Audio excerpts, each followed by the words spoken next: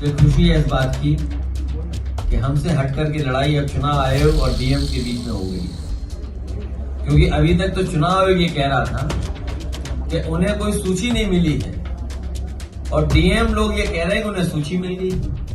तो ये झगड़ा अब हमारा नहीं है, ये झगड़ा है इलेक्शन कमीशन और जिलाधिकारियों को तय करना है कि जो 18,000 वोट की हम लोगों ने सूची दी थी उसमें कितने सही कितने गलत हैं। अभी तो डीएम रिपोर्ट लगाएंगे और इलेक्शन कमीशन तय करेगा। अखिलेश यादव ने कहा कि चुनाव आयोग ने उनको आधी अधूरी सफाई दी है। वहीं डीएम के जवाब पर अखिलेश यादव ने क्या कुछ कहा है, इस वीडियो में आपको हम बताएंगे। नमस्कार, 4 PM पर आप सभी का स्वागत है। दोस्तों, इस वक्त चुनाव आयोग विपक्षी दलों के तीखे आरोपों के बीच घिरा हुआ है। चुनाव आयोग पर पक्षपात और वोट चोरी जैसे गंभीर आरोप लग रहे हैं।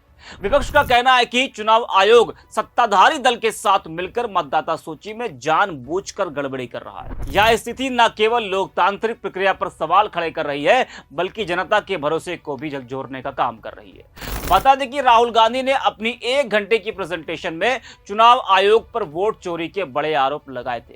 कई सीटों का जिक्र कर कहा था कि किस तरह से उन सीटों पर गड़बड़ी की गई है।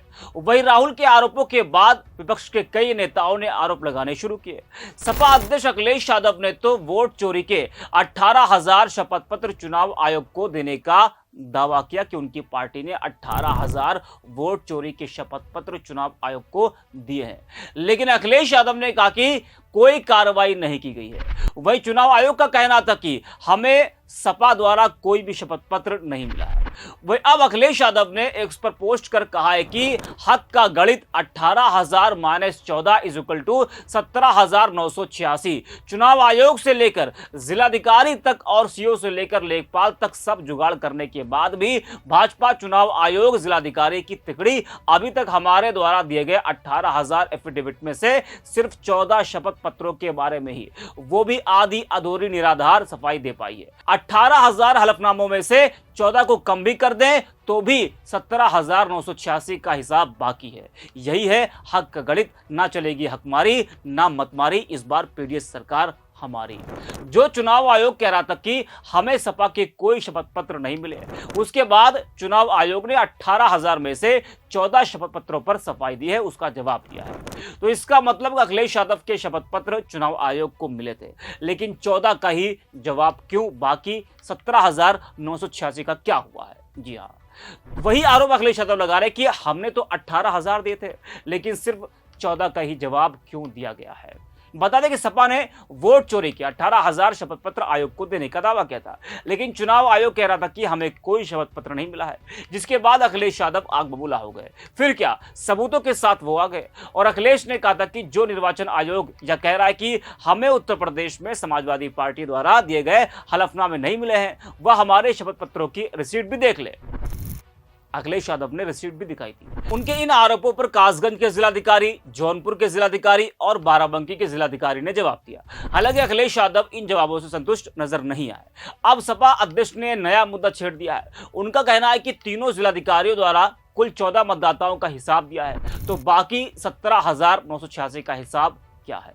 बता दें कि रविवार को मुख्य चुनाव आयुक्त गणेश कुमार ने एक प्रेस वार्ता में दावा किया था कि भारत निर्वाचन आयोग की सपा की ओर से कोई हलफनामा नहीं मिला था, जिसके बाद अखिलेश यादव ने अपने सबूत पेश किए कि उनकी पार्टी ने हलफनामा पेश किया था और उन्हें आयोग की ओर से रिसीविंग भी मिली थी।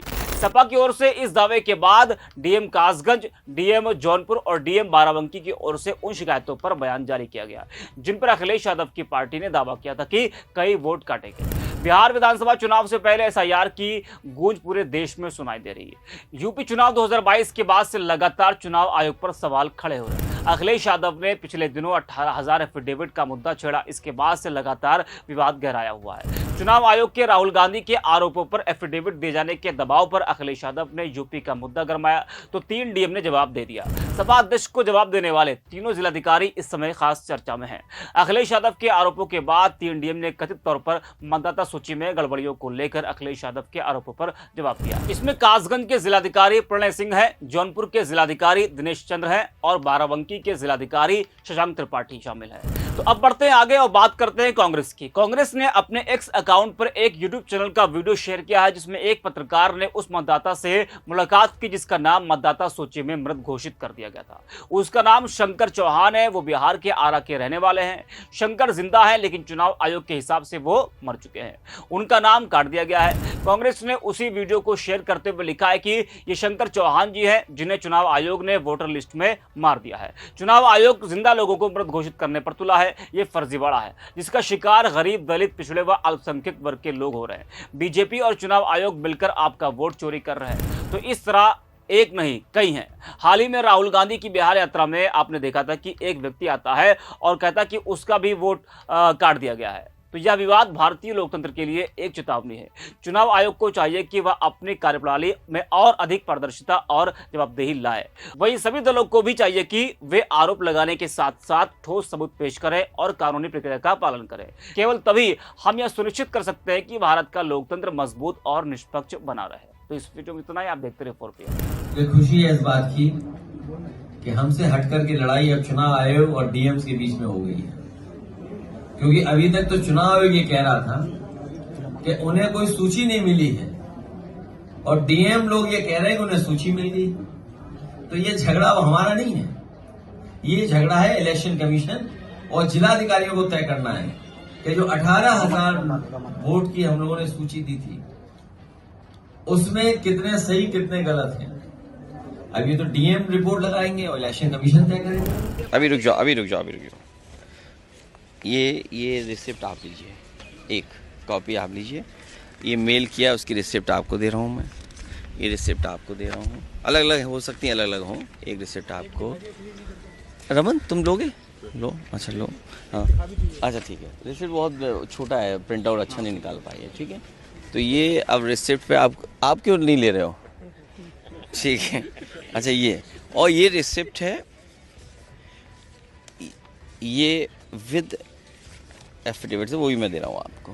लीजिए। उस दिन भी दिए थे मैंने। लेकिन उन्होंने कहा कि अभी बिहार के चुनाव की बात हो रही है। आप कभी सवाल अरे हम चुनाव हार गए, सरकार से बाहर हो गए, ये कोई बात हुई है? अब आप देखिए, सॉरी ये ले लो। अब आप देखिए कुर्सी, शाहगंज, छिबरामऊ, श्रावस्ती, मणियाऊ, कितने कम डिफरेंस से हम चुनाव हार गए। और डिलीटेड वोट ये दिखाई दे रहे हैं, कितना डिलीटेड वोट है। ये तो वो कम समय में हम आइडेंटिफाई कर पाए। अगर हमें ये जिस फॉर्म में हम लोग चाहते हैं वोटर लिस्ट हमें उसी फाइल में मिल जाए तो हम ज़्यादा ढूंढ करके दे सकते हैं।